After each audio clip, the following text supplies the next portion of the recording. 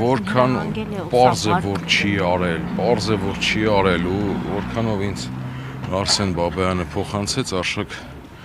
Սրբազանը միայն ծիծաղել է այս ամենի հետ կապված, որովհետև այս ամենը արդեն ծիծաղելու է եւ զավեշ տալի է եւ ամոթալի է, գիտեք, նույն տրամաբանությամբ, եթե որևէ բուհի տարածքում որևէ ուսանողի մոտ թմրադեղ հայտնաբերվի, նույն տրամաբանությամբ կարող են ասել դեկանը կամ ռեկտորն է դա կազմակերպել, այսինքն մենք արդեն գործ չունենք իրավաբանության հետ։ Ով է անձը, ում ուսապարկում ըստ գործի թմրանյութ է դրվել։ Ես որքանով տեղակ եմ գործի մանրամասներից որևէ կոնկրետ ցուցմունք չկա Արշակ Սրբազանի վերաբերյալ, մնացածը հաջորդ թիվ դուք էլ այս աբսուրդին ականատես կլինեք, ներկայիս վարչախումբը պարզապես առաջնորդվում է այն սկզբունքով, որ անձը կա, հոդված կստեղծենք եւ Վիշինսկին երազեր նմանատիպ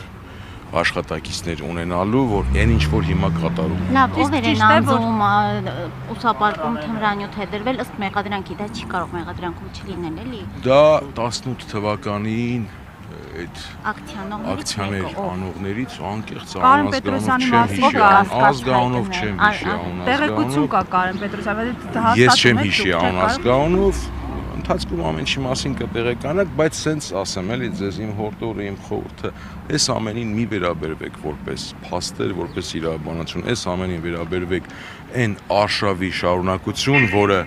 արդեն մենք ունենք այս պայդերությամբ 3 սրբազաններ կառնավայրում եւ փորձում են 4 սրբազանին տանել կառնավայր։ Մասիս Մելքոնյանից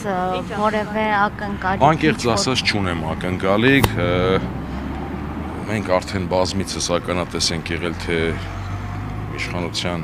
սրտի դատավորի պարագայում ինչ որոշումների ենք ականատես լինում